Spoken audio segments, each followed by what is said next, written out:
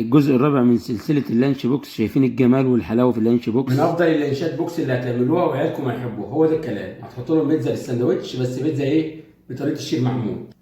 عندنا العيش التوست البني يا جماعة، طبعا مع الشوفان زي ما انتم شايفين كده. بننزل بتلات أربع معالق من الكاتشب أو معلقتين ومعلقتين، وبنوزعهم. وبننزل بقطع الفلفل. مش هينفع نحط طماطم عشان ما تريحش مننا، ينفع نحط قطع شرايح فلفل أو فلفل زي ما انتم شايفين كده شرايح صغيرة. ممكن زيتون طبعا. ونزلنا وزعنا الفلفل اللي انت عايزه بقى تزوده، بس ما نحطش طماطم عشان ما تريحش مننا ولو رايحين المدارس. طبعا حاطين هنا جبنه الموتزاريلا بتاعتنا، نقدر نحط جبنه شيدر. وطبعا عندنا فرن مسخن جنبنا دقيقه بالظبط تاخد وش.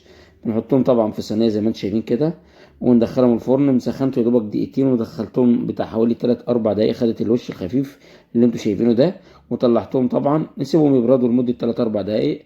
وننزل نحطهم طبعا على طول في اللانش بوكس بتاعنا، عشان ما ينفعش نحطهم على طول هم سخنين. حتى لو اللانش بوكس بتاعنا نضيف ما بيتفاعلش مع الحراره. الافضل طبعا احنا فارشين ورقه زبده زي ما انتم شايفين كده. ده افضل لانش بوكس هتعملوه. طبعا بنحط كريسينا او بقسماط تحت معاهم، سناكس كده معاه للاولاد عشان ياكلوه وهنا عندنا ثمرة موز وفلفل رومي وفلفل الوان وجزر. وطبعا عندنا اي نوع مكسرات، حطينا لوز طبعا زي ما انتم شايفين، تقدر تحط سوداني. وطبعا ده افضل لانش بوكس هتعملوه. تحفه مع المكسرات مع الخضروات مع الفاكهه في حته تسعه. لانش بوكس لاولادنا. كل سنه وهم طيبين وعند راس سعيد عليهم ان شاء الله.